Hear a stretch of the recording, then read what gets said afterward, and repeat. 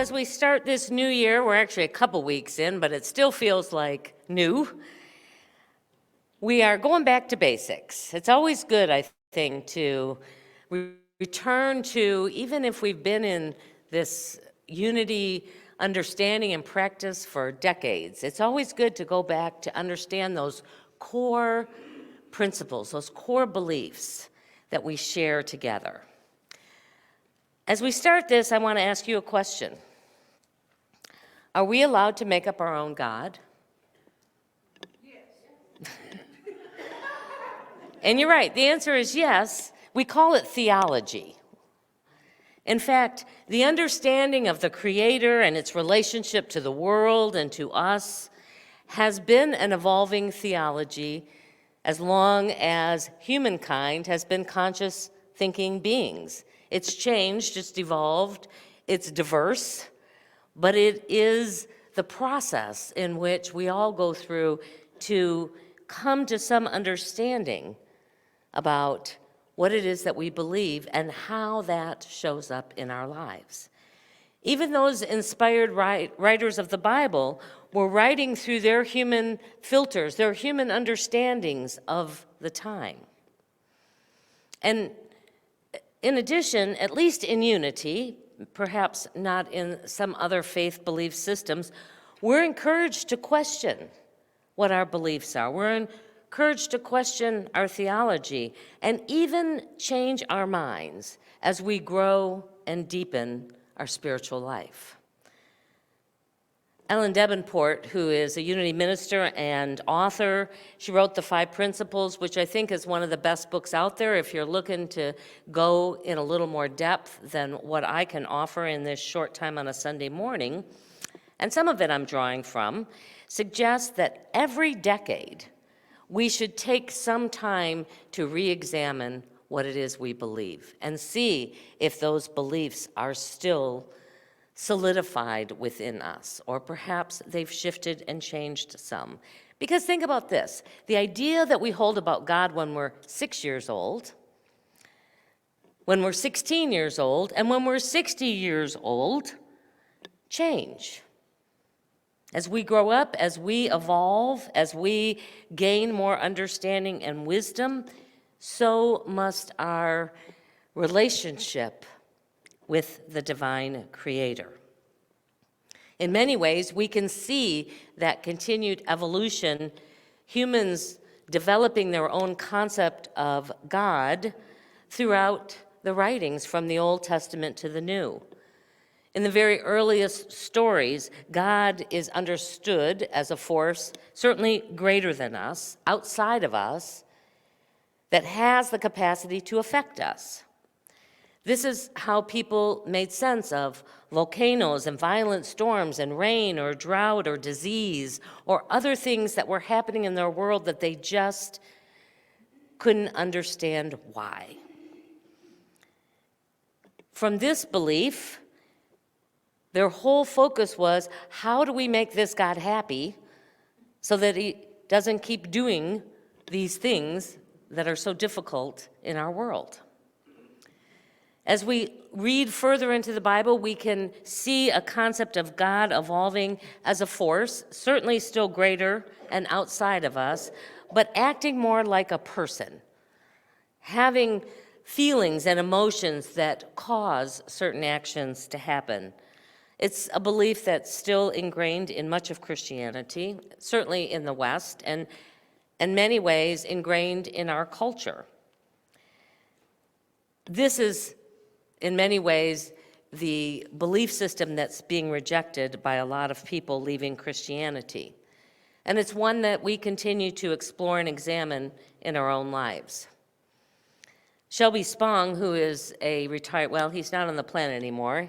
He was a retired Episcopal minister, and he's written many books about this changing, evolving concept of God and our relationship to that God. He writes this, he says, the theistic God is seen as a being supernatural in power, dwelling outside this world, and able to invade the world in miraculous ways, sometimes to bless, to punish, to accomplish divine will, to answer prayers or not answer prayers, to come to the aid of the frail, powerless human beings. And theism is reinforced every time we refer to God as He, or Father, or even She. That we give God this human attributes. And it is that human, albeit superhuman, responsible for what's unfolding in our lives and in our world. The Unity 5 principles were a challenge, continue to be a challenge to that aspect of theism, what God is, what human beings are, and how the two relate to each other, how prayer works, and how we are expected to live as spiritual beings having this human experience. And while our understanding of God may change over time, the creative source that we call God is unchanging. That is what a principle is. By definition, a principle is a rule or a law that never changes. It applies to all of life, to all people, everywhere, all the time. Think of the principle of mathematics or of gravity. Gravity is a little easier one. When we don't understand gravity, we might wonder, well, why is it that when I step off a cliff, I fall and get hurt? Why is it that when I want something to float, it falls to the ground? When you understand the principle of it, you can learn how to work with it. You understand it, you can adapt to it.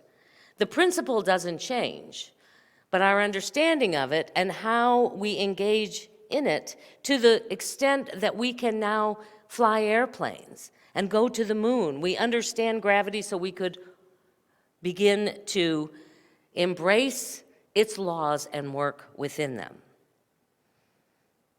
We realize that it's not arbitrary. It never holds some people to the ground and decides that other people are not worthy of its laws and lets them float away. It doesn't care about how we've been behaving or how deserving we might be. It is a law that acts in the same way every time. Spiritual principles are the same.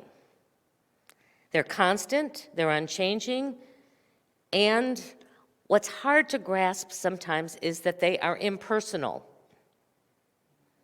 They work with or without our understanding, and they hold no opinions about behavior. Unity's 5 principles are something that were initially taught in various ways by our co-founders, Charles and Myrtle Fillmore, but they were later synthesized into what we now know as the 5 principles. And it didn't happen until 1990. Many people who come in think, well, those have always been there. But it was the granddaughter of Charles and Myrtle, Connie Fillmore Bazzi, who was asked to say, well, what is it? What are our core beliefs? What are our core unchanging principles within Unity? And she put a booklet together. It was called The Keys to the Kingdom, 5 Fundamentals of Truth. And over time, these have been integrated. I came in the late 1990s. I thought they'd always been around. But in most Unity churches now, they are a central part of what their belief systems are. You go to their websites, What We Believe, you'll see the 5 principles. So I want to go over the first 2 today, and this is just going to be a wide swath overview. Like I said, if you want to get, because they'll probably, if they're new to you, raise more questions than answers. But that's part of a principle, is to let us really explore it and understand it. So principle 1 says this, that God is absolute good, everywhere present. On our website, you'll see it listed this way. That's the other thing about Unity. Everybody decides, well, I'm just going to rewrite it and make it a little bit different. So almost every Unity website, you'll see them a little bit different from one to another. But the way we have adopted it here in our community is there's one power and one presence in the universe and in our lives. We used to say, God the good, omnipotent, which just means everywhere present. If you go on the unity.org website, it says this: God is the source and creator of all. There is no other enduring power. God is good and everywhere present. Principle 1, this idea that there is a oneness that exists within the universe, and we are a part of that oneness. We are not separate from. We are not being watched. Rather, we are immersed in that divine life, in that divine energy. Or, as Paul described it in the scriptures, we live and move and have our being in God. And in oneness, God lives and moves and has its expression in us. It's not an easy concept to wrap our heads and our hearts around sometimes. We live in this world of duality. We're used to separateness. We're used to good and bad and up and down and right and wrong. So this experience of oneness is one that has to really be cultivated to step into it from a spiritual perspective rather than a human perspective. We can think of it like this: God is like air. That air is within us, but it's also all around us. It is not exclusive to us. We don't own the air. We aren't the only ones having an experience of air. But it is both a part of us and a part of the wholeness.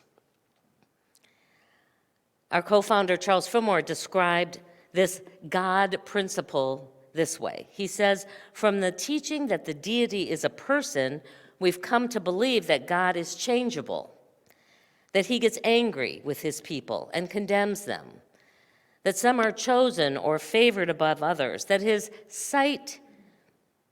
his sight, good and evil are verities, and that he defends one and deplores another.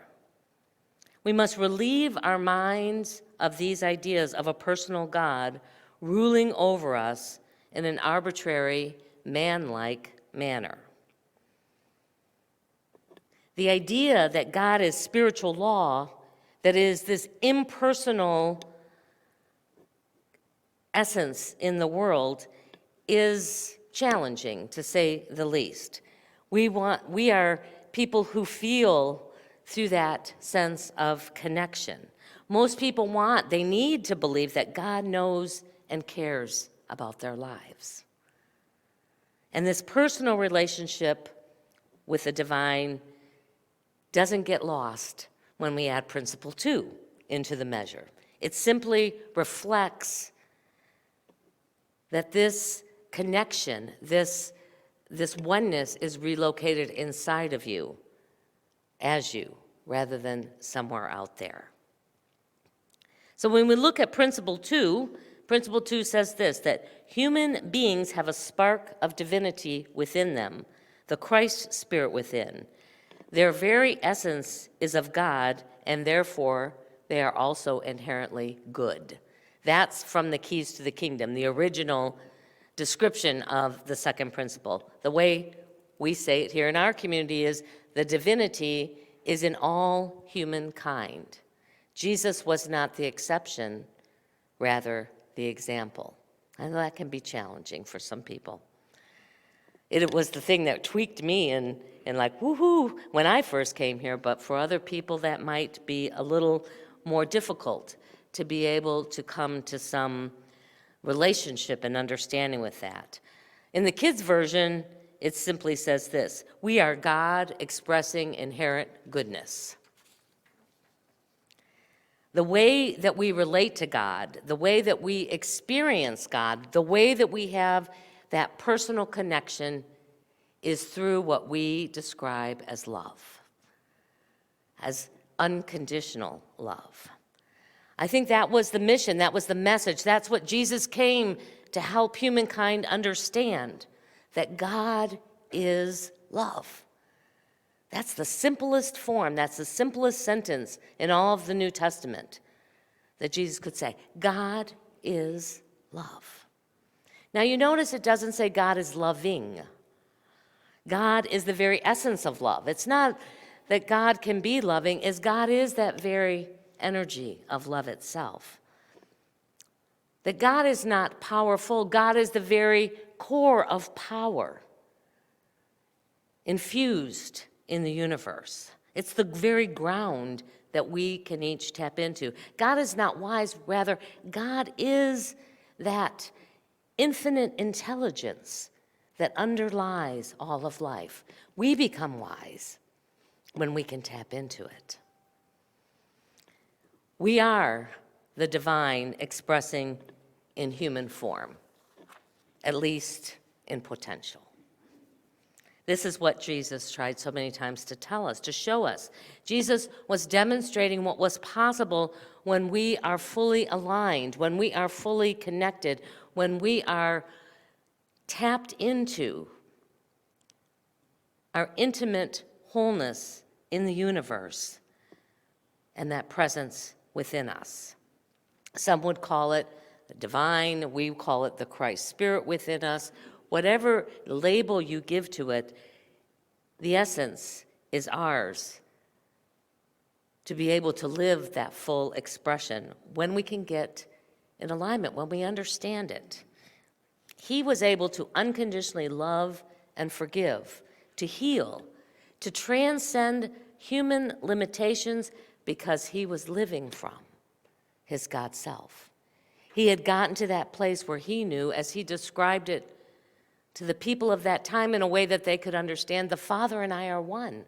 There is no difference. If you see me, then you see God.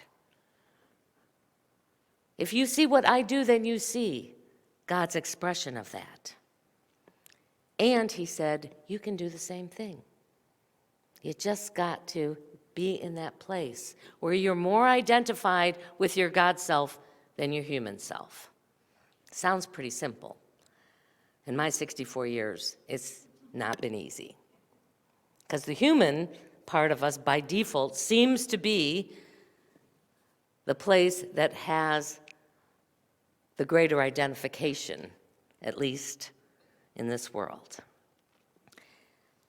Meditation is certainly one of those tools for tapping into, for getting to know that we are of that spiritual essence. And when we can tap into that part of us that is eternal, that is that essence, that spark, that energy of the divine alive within us, then we begin to see the world through that same lens of oneness, through that same lens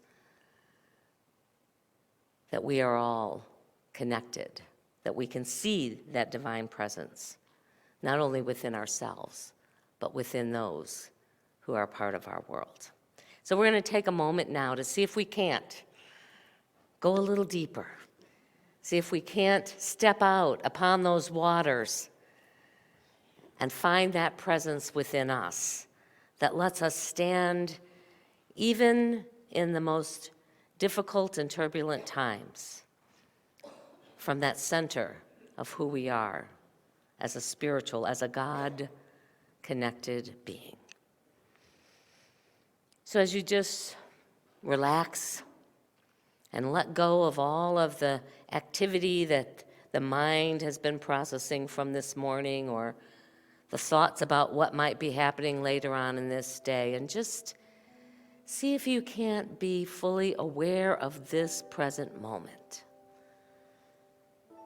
You might want to close your eyes or simply focus on some point in the room so that we can go into that sacred chamber within us and close the door, as Jesus often instructed us, to close out all of that input from our human nature,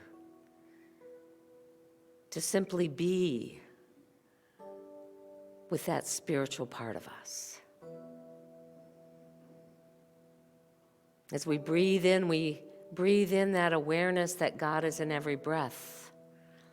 We draw that God energy into our bodies, our minds, and our hearts every time we take a breath. We want to become conscious of that divine essence, growing stronger with every breath that we take, seeing that flow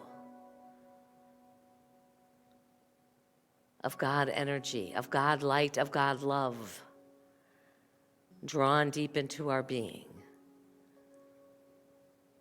and releasing anything unlike that in this moment.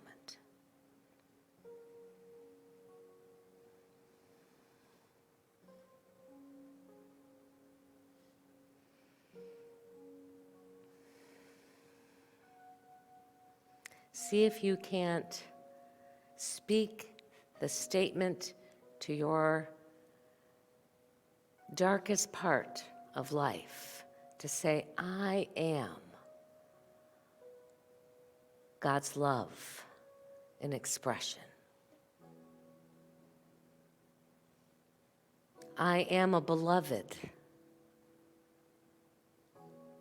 always, of the one who created me.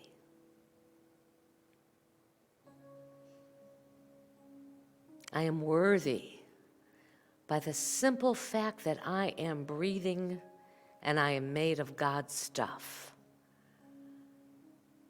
of all of life's abundance, of health, of passionate work,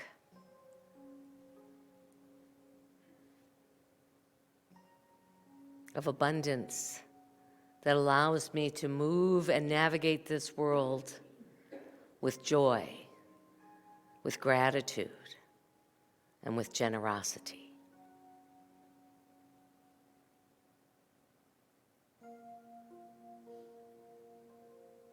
I am willing to connect more often and remember my true nature.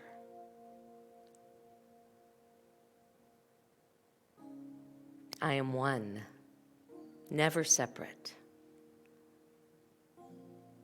from all of life, because all of life is God's stuff.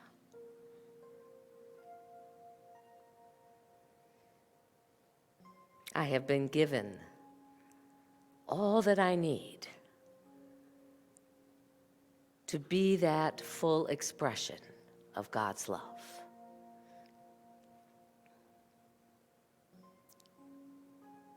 I can heal. I can forgive. I can love unconditionally.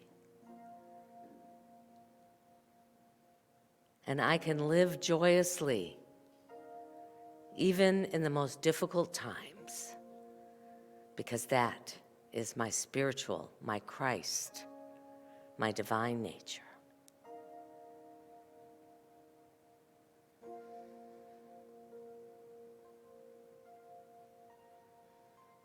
And there is a peace that comes when I know this.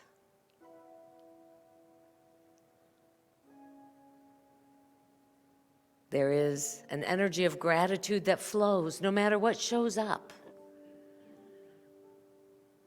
because I know I have the resources to tap into and move through them. And I give thanks for communities like this that will hold that space for me in the moments where I can't quite get there. That is the gift that we can give one another, that we can stand in their truth until they are ready to claim it for themselves once again.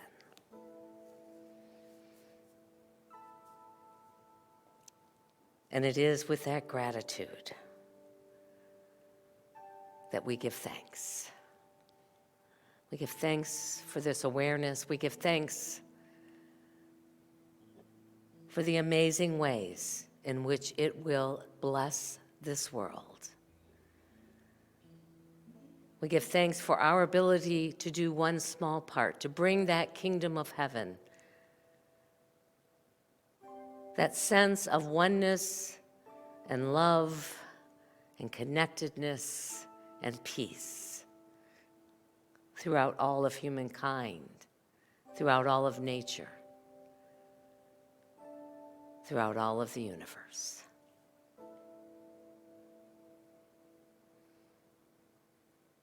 And as you're ready, you can begin to bring your attention back to this time and to this place. Aware once again of the body that supports you through all of this.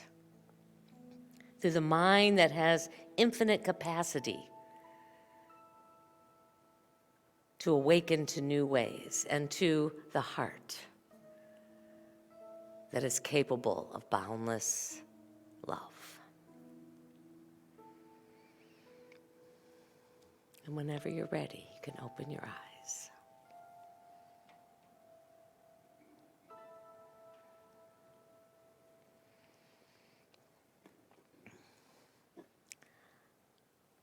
Well, like I said at the beginning, I would imagine that for some of you, these two principles have brought up a lot more questions, perhaps even some discomfort.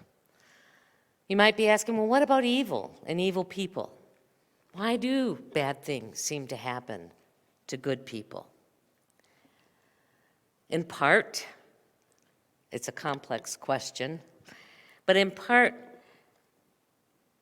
of this process is learning to live in cooperation with God and with the laws of the universe.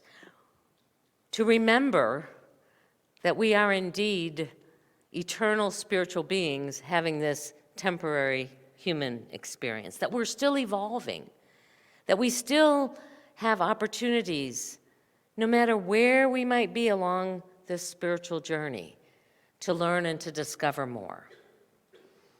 Human beings, even as violent as we seem to be, we're the first species to understand that we have the capacity to change. We can choose who we want to be as individuals and explore ways that we can cooperate as groups. We have the capacity to create the kingdom of heaven together.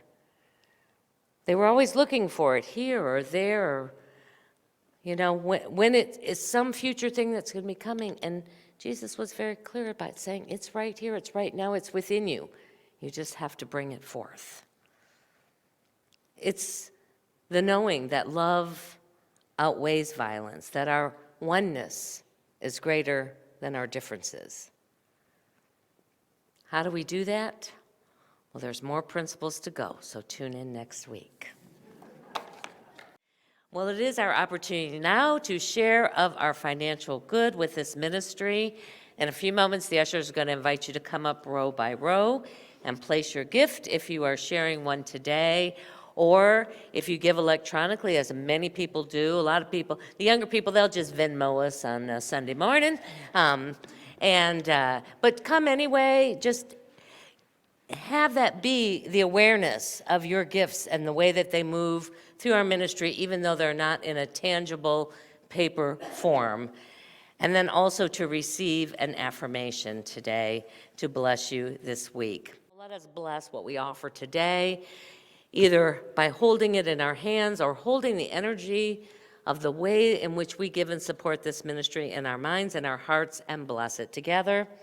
Divine love, through me, blesses and multiplies all that I have, all that I give, and all that I receive. Thank you, Father, Mother God. All right, why don't we go ahead and stand up together? We'll join hands, and let's do our peace song.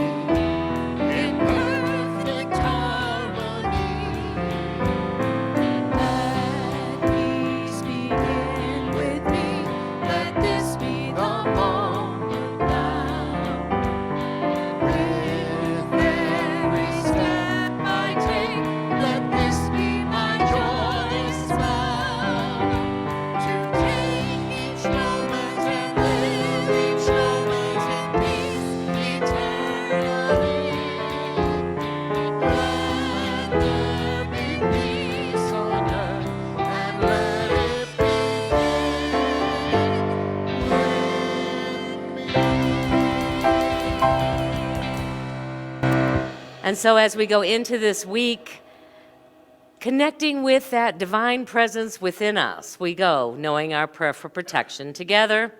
The light of God surrounds us. I am the light of God. The love of God enfolds us. I am the love of God. The power of God protects us.